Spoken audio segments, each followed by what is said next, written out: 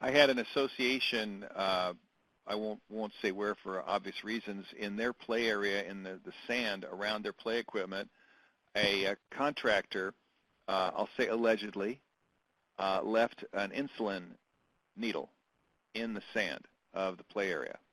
And sadly, a 2 or 3-year-old wound up getting punctured by the needle, and so the parents are upset. They have a lawyer, and you know, in working through that situation, that claim, when we talk about notice, could the association somehow have so closely inspected the sand that it would literally find a needle in a haystack?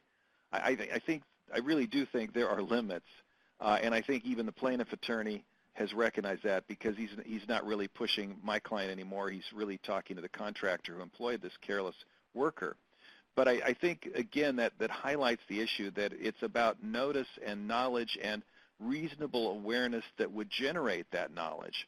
And I think the pictures, Sally, were super helpful in identifying some great examples of that. And again, the activities in response to that, some of these things, if it's identified, I mean, if we have that sharp bolt sticking out, you know, we may need to put some tape over that immediately before we can even get that sawed off so that it's safe. We may have to do something much sooner. We may want to put some tape off just to close that particular area of the play equipment. So great examples of the kinds of things that we're expected to notice. That liability doesn't come from the injury. It comes from somebody proving that we were not reasonably alert, reasonably vigilant in checking the property, and at least trying to prevent those kinds of situations from happening. Another really important concept for all of you volunteers and you managers that advise them and train your board members is the business judgment rule, which I think is pretty much universal throughout the United States legal system. And that says that as long as your board members are acting in good faith and in the best interest of the association and on reasonable inquiry diligence. Now, fortunately, in the case that started this seminar, the individual board members were not sued. The corporation was sued. But very often we see lawyers looking for deeper pockets or to put additional pressure on the association, and for a variety of reasons they try to sue our individual directors.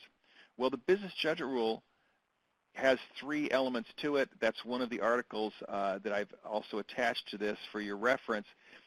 And the 3 elements are good faith, which means you're trying to do the best for the association. And remember, good faith is not what you say. Good faith is what somebody else says about your conduct. And then you're acting in the best interest of the association. If you're 75 years old and you never go near the play area, you can't ignore the play set equipment and its maintenance and repair needs because you don't use it. You have to think of the entire association. And I think really the third element, and all 3 of these elements must be met to be safe: reasonable inquiry or reasonable diligence. And that really was the allegation against the Lamplight Village folks, is that they weren't reasonable in responding to the past failures and in not having some kind of an ongoing inspection program. But the good news about the business judgment rule, at least for our volunteers, is that if they stay within the confines of that, then they're going to be individually protected from liability. And the association may still be on the hook, but the volunteers at least know that they're not going to have to hire their own attorneys to protect themselves. So that's something that you managers, you're on the front lines. You're going to be teaching people about the importance of the business judgment rule, and which is just got to be day in and day out something that all our volunteers really understand. Well, a couple of other issues as we move past the great tips and training from Sally to, well, what else can we do? I think there are a couple of other things that we can do. We've already talked about usage rules, but I think that these days $2 million just isn't what it used to be, and I'm just shaking my head as I even say that. I'm finding more and more that $1 million doesn't seem to be enough when I'm looking at vendor contracts or the association's insurance coverage. Check with your association insurance broker and see what it would cost to get excess liability insurance coverage. It may not be as expensive as you think, and it is sort of a last resort type of protection. But you really want to keep in touch with your broker and periodically have a tune-up of your insurance and make sure that you have what your association needs and which really conforms to the uniqueness of your particular community and the unique risks of that community. If all else fails and you have a significant claim come in, playground injury or any other kind of catastrophic or major injury claim, one of the first things that I think I would really urge you to do is have monitoring counsel involved. Monitoring counsel, yes, that's going to be paid out of the association's budget, out of the resources. It's a non-budgeted expense, so it's going to create some financial imbalance. But don't just rely on the insurance company's appointed attorney.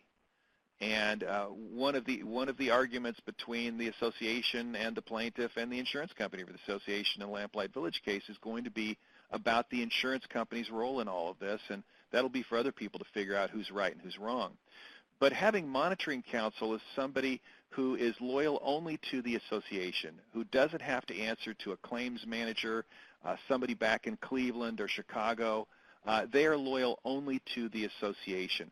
So that expense of having your association attorney monitor what's going on in the defense of that case, being involved in discussions about settlement offers, could wind up being really, really critical for the association.